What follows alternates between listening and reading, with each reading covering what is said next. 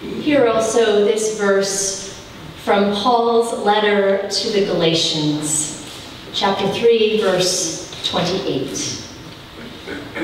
There is no longer Jew or Greek. There is no longer slave or free. There is no longer male or female, for all of you are one in Christ Jesus.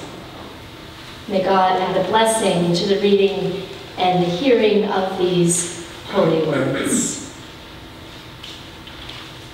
And I want you to know, if someone had given me a bunch of stickers and a lot of glue and asked me to describe this congregation, it would have looked a lot like that. I am so very, very grateful for all of you. Would you pray with me? Holy One, oil the hinges of our heart's doors that they may swing easily open to welcome you. Amen. Amen. Two stories, two baptisms, several interconnected characters. Last week, we heard about Lydia, the wealthy businesswoman, purveyor of purple cloth, who prayed with the Jewish women down by the river. One morning, Paul, Silas, and Luke, who is the narrator of Acts, met the women down there by the water and told them about Jesus. Inspired, Lydia asked to be baptized, and then invited them back to her house, where in time her home became the very center of the church at Philippi.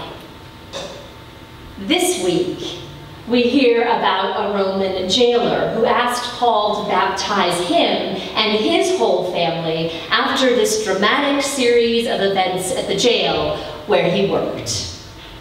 First Lydia, then the jailer. One woman, one man, the first two European converts to the Jesus movement. And in between these two encounters, the fragment of a story about an unnamed slave. A girl on the opposite end of the social spectrum from Lydia. We're told that she was possessed by a demon, one that gave her the ability to foretell the future. Her owners exploited this power, making money off of her fortune-telling. For several days, this enslaved girl followed the apostles all around town, declaring, "These are slaves of the Most High God. They can show you the way to salvation." And she wasn't wrong. But her repeated proclamations eventually got on Paul's nerves, until finally, exasperated, he cast out that demon, leaving her without her powers of divination and her owners without a lucrative source of income. They turned around and accused Paul, Silas, and Luke of disrupting the social order, turning all the locals against them. These men, they aren't like us. Their ways are not our ways. If we don't watch out, they'll get us all in trouble. And so Paul, Silas, and Luke are beaten and shackled and thrown into jail.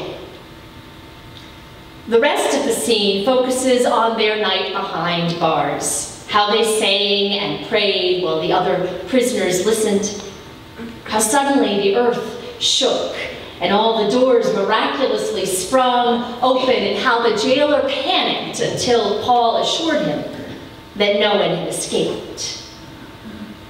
Was it this unexpected choice to stay put, their apparent lack of worry about their circumstances, their easygoing, even joyful tone, or that earthquake that got the jailer's attention?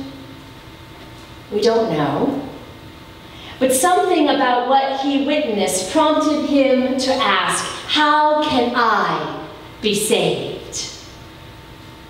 And while they told their story about Jesus, again, the jailer took water, washed the men's wounds, and then turned the tables and asked to be baptized.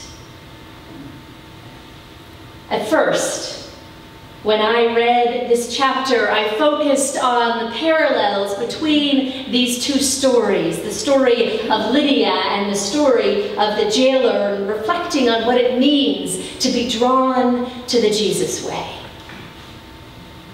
Then I visited the Westport Historical Society for a guided tour of the award-winning exhibit, Remembered: The History of African Americans in Westport.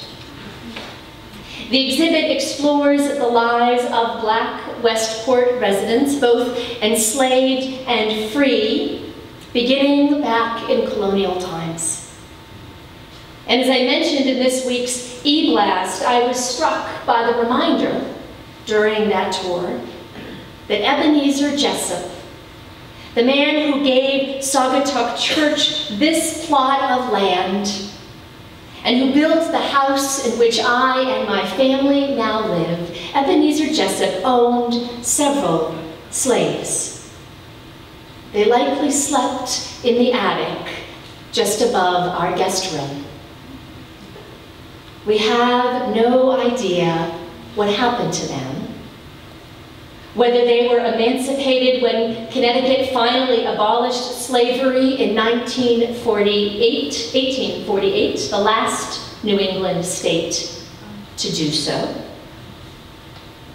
If those enslaved people died while still in bondage, they may well have been buried somewhere on this property, but their graves would not have been marked. The lives of those women and men were not considered worthy to be remembered, and so their stories have been lost to the mists of time. When I returned to these verses in the book of Acts after my visit down the street, that fragment of a story in between the conversions of Lydia and the jailer snapped into sharper focus. I turned again to the nameless young woman who disappears from the narrative after Paul casts out that demon. And I wondered, what happened to her? Why was she in the story to begin with? Clearly, her welfare was of no concern to Paul or to the writer Luke. Paul didn't try to convert the slave girl to the Jesus way, showed no compassion for her circumstances, demonstrated no particular interest for her at all. He didn't cast out that demon to set her free. On the contrary, Paul's exorcism, accomplished in a fit of annoyance, reads like a convenient plot device. The instigating event that was needed to trigger that confrontation between the girl's owners and the apostles so that they would be thrown into prison, so that they could demonstrate their faith and win more converts. None of the men in the story cares a whit for the girl's well-being. But sometimes, narratives have a way of taking on a life of their own, of communicating more than the author intended. I suspect that may be true here. Luke writes that Paul was annoyed with the girl. What was the problem? She was telling the truth when she declared that they were devoted followers of the Most High God. The enslaved girl knew something about pain and suffering in that town, because so many of the residents had come to her for help, had paid her owners for a little time with the possessed fortune teller when they were desperate. And so she says, look, these men can help. They know about the true source of healing and redemption. She told anybody who would listen, why would this have bothered Paul? Didn't he want it to be proclaimed? Wasn't his whole job to spread the good news of God's healing, redeeming power? And maybe that's just it.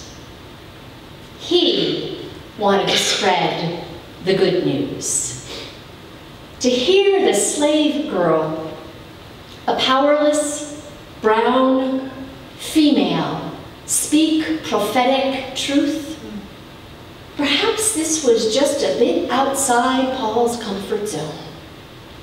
To hear an actual enslaved person refer to him as a slave of the Most High. To be compared to the likes of her, maybe that's what made him squirm. After all, Paul was a Roman citizen, an educated man and a product of his culture. Jesus' follower or no, he would not have been accustomed to sharing the stage with the likes of her. And while he might have described himself as a slave, and did in several of his letters, it was a metaphor.